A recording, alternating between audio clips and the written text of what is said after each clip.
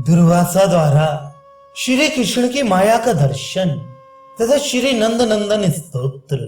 श्री नारद जी कहते हैं, राजन, एक दिन मुनि श्रेष्ठ दुर्वासा परमात्मा श्री कृष्ण चंद्र का दर्शन करने के लिए व्रजमंडल में आए। उन्होंने कालिंदी के निकट पवित्र बालकामय पुलीन के रमणीय स्थल में महावन के समीप श्री कृष्ण को निकट से देखा। वे शोभाशाली मदन गोपाल बालकों के साथ वहां लौटते परस्पर मल्ल युद्ध करते तथा भांति भांति की बालोचित लीलाएं करते थे। इन सब कारणों से वे बड़े मनोहर जान पड़ते थे। उनके सारे अंग धूल से धूसरित थे। मस्तक पर काले घुंघराले केश शोभा पाते थे। दिगंबर वेश में बालकों के साथ दौड़ते हुए श्री हरि को देखकर दुर्वासा के मन में बड़ा विस्मय हुआ। श्री मुनि मन ही मन कहने लगे, क्या ये वही षड्विध ऐश्वर्य से संपन्न ईश्वर हैं? फिर ये बालकों के साथ धरती पर क्यों लौट रहा है?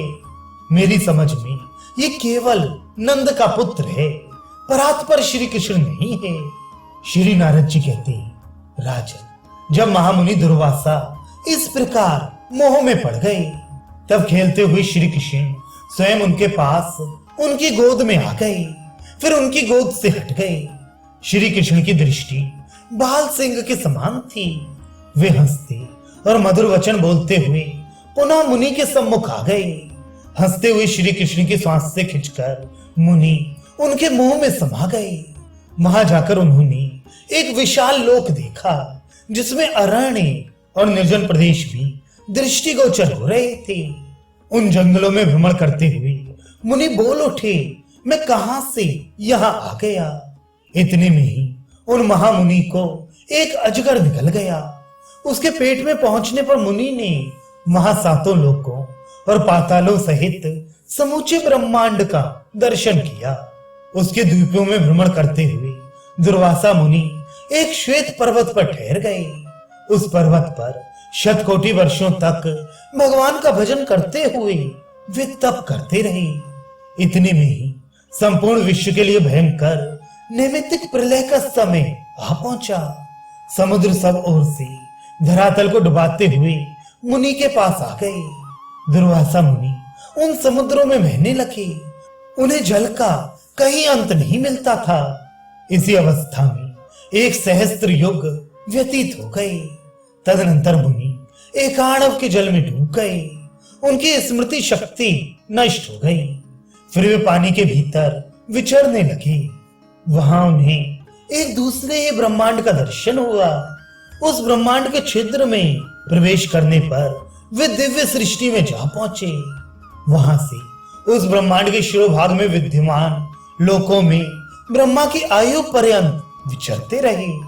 इसी प्रकार वहां एक छिद्र देखकर श्री हरि का स्मरण करते हुए वे उसके भीतर घुस गए। घुसते ही उस ब्रह्मांड के बाहर आ निकले। फिर तत्काल उन्हें महती जल राशि दिखाई दी। उस जल राशि में उन्हें कोटि कोटि ब्रह्मांडों की राशियां बहती दिखाई दी। तब मुनि ने जल को ध्यान से देखा तो उन्हें वहां विरजा नदी का दर्शन हुआ। उस नदी के पार पहुंचकर मुनि ने साक्षात गोलोक में प्रवेश किया। वहां उन्हें क्रमशः वृंदावन, गोवर्धन और सुंदर यमुना पुलीन का दर्शन करके बड़ी प्रसन्नता हुई। फिर वे मुनि जब निकुंज के भीतर घुसे, तब उन्होंने अनंत कोटि मार्तंडों के समान ज्योति मंडल के अंदर दिव्य लक्षदल कमल पर विराजमान साक्षात परिपूर्णतम पुरुषोत्तम राधा वल्लभ भगवान श्री कृष्ण को देखा, जो असंख्य गोप गोपियों से घिरे तथा कोटि कोटि गौओं से संपन्न थे। असंख्य ब्रह्मांडों के अधिपति उन भगवान श्री हरि के साथ ही उनके गोलोक का भी मुनि को दर्शन हुआ। उन्हें देखकर भगवान श्री कृष्ण हंसने लगे। हंसते समय उनके श्वास से खिंचकर दुर्वासा मुनि उनके मुख के भीतर पहुंच गए। उस मुख से बाहर निकलने पर उन्होंने उन्हें बाल रूपधारी श्री नंद नंदन को देखा, जो कालिंदी के निकटवर्ती पुण्य बालकामय रमणी स्थली में बालकों के साथ विचर रहे थे। महावन में श्री कृष्ण का उस रूप में दर्शन करके दुर्वासा मुनि ये समझ गए कि श्री कृष्ण साक्षात परात्पर ब्रह्म है। फिर तो उन्होंने श्री नंद नंदन को बार बार नमस्कार करके हाथ जोड़कर कहा।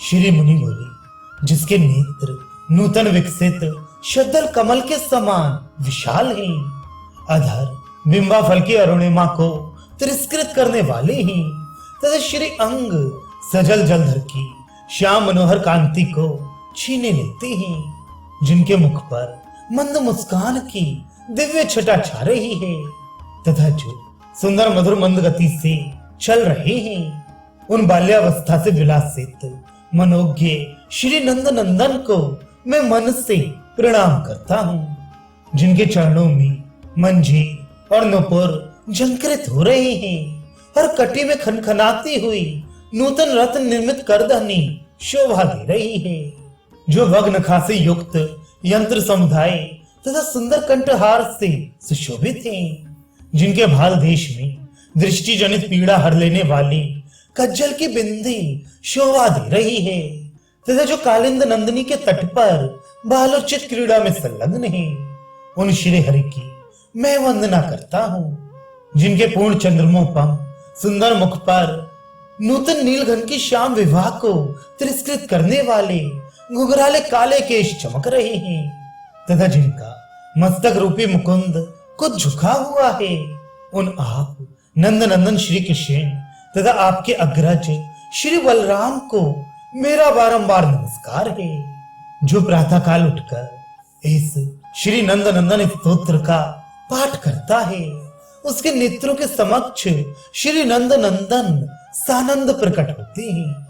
श्री नारद जी कहते हैं, इस प्रकार श्री कृष्ण को प्रणाम करके मुनि शिरोमणि दुर्वासा उन्हीं का ध्यान और जप करते हुए उत्तर में बद्रिकाश्रम की ओर चले गए।